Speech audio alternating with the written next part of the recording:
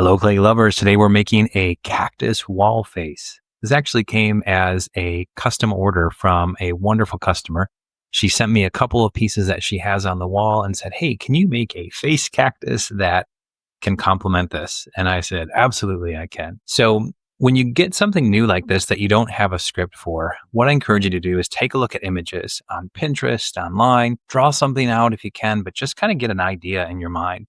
So what I learned with cactus is they really are unique and there's really no wrong way to make a cactus. They've got the base, they've got the arms. And so I just started rolling up some newsprint and wrapping some clay around them. And it really comes together quite quickly. I did a couple of these, and that tends to be something that I do just to make sure that I can get it right. So first start off with the basics. If you're doing something you've never done before, chunk it down into smaller bites. So you can see I'm doing smaller pieces. And then when I start attaching them, I'll cut holes in them and then I'll start putting them together in what I think of as a cactus. Now, if you are someone who does ceramics, you're like, he's not slipping and scoring. And I just taken this clay right out of the bag. So it's very moist and it doesn't need any additional water, but slipping and scoring is a good rule of thumb for sure. The other reason that I'm cutting holes in these is I want to make sure that it doesn't explode. So I want to make sure there's no pockets that aren't joined.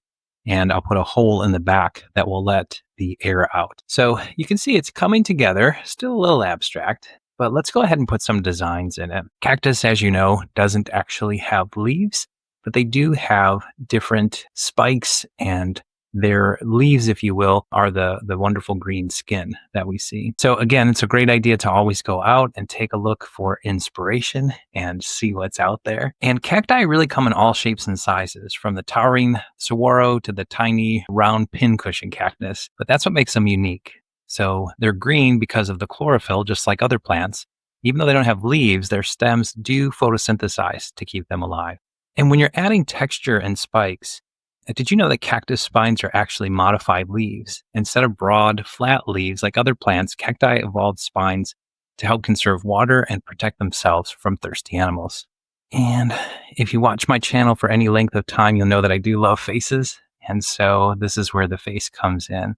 To me, the face made sense in the center. And so I've added the nose and the eyebrows, and this is probably my favorite part. Next, I'm going to put some flowers on there. One of the requests from the customer is she did want the colors to pop. She wanted some yellows and some oranges and some reds. And so here's a great place to put that color into something that could really be kind of bland. So I'm cutting smaller circles, and then I'm putting them on the top where the flowers would be. And then also you can see that I'm strategically joining them. So that's going to help keep the piece together. And I thought, how do I do cactus spines? So I went ahead and made some little divots, and then I've rolled up some balls of clay, and then I'm using the end of the syringe to give it that kind of design look. And I think it's going to turn out well. I won't be able to glaze in this video. I hope you'll come back and see that in another video, but I will do some layers of green so that those spikes really kind of come to life. And then I'll be doing some colors on the actual flowers there. And there you have it. So here's the finished piece. It'll dry, go through 2 firings, and I hope you'll come back and see it. Thanks for stopping by. Have a wonderful day.